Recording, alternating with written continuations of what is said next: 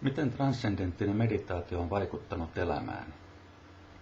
Mitä tapahtui silloin, 28 vuotta sitten, kun aloitin transcendenttisen meditaation säännöllisen harjoittamisen? Ensimmäinen muutos oli, että aloin nauttia elämästä eri lailla kuin ennen. Olihan minulla toki ollut välillä kivaa ennenkin. Olin kuitenkin aiemmin ajatellut, että elämästä nauttiminen on harvinaista herkkua, johon tarvitaan erityinen syy, tilanne tai ilon aihe. Meditaatioharrastuksen aloittamisen jälkeen sain huomata, että vaikka tilanteet vaihtelivat ja ilonaiheet tulivat ja menivät, hyvä olo pysyi.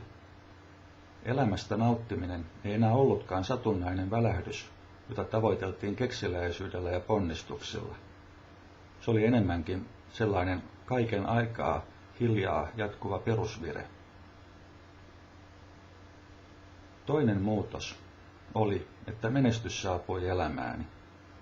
Olin aina ollut kunnon poika ja kiivennyt askel askeleelta ylöspäin menestyksen tikapuita. Saavuttamani menestys oli kuitenkin siihen saakka maistunut sellaiselta kivisen pellon kyntämiseltä. Vaikka kivikasa pellon vieressä nousi yhä korkeammalle, todistaen ponnisteluitteni vakavuudesta, peltoon jäänyt multakerros oli aina vain kovin laiha. Meditaatioharrastuksen aloittamisen jälkeen työstäni alkoi näkyä yhä vakuuttavampia ja myönteisempiä tuloksia. Ensin ajattelin lopulta oppineeni ponnistelemaan oikealla tavalla. Sitten pikkuhiljaa huomasin, että tulokset eivät riippuneetkaan ponnistuksistani. Suurimmat saavutukseni, hienoimmat palkinnot työstäni, tulivat ilman suunnittelua ja yrittämistä, ikään kuin lahjoina. Tarinan malliin kuuluisi varmaan tässä vaiheessa 3. muutos ja sitten sen pituinen se. Sellainen lopetus ei kuitenkaan vastaisi kokemustani. Elämiseni on ollut muuttumista ja transcendenttisen meditaation harrastajana elämäni on ollut vielä enemmän muuttumista.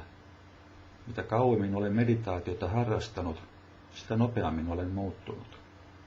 Samalla kun muutos on nopeutunut, se on myös laajentunut. Muutos on alkanut kokemuksistani, laajentunut siitä koko minuuteeni. Vähä vähältä olen saanut huomata koko maailman muuttuvan kanssani. Elän hyvässä maailmassa ja oletan, että tämä maailman hyvyys on seurausta pitkäaikaisesta, säännöllisestä, transcendenttisen meditaation harrastamisesta.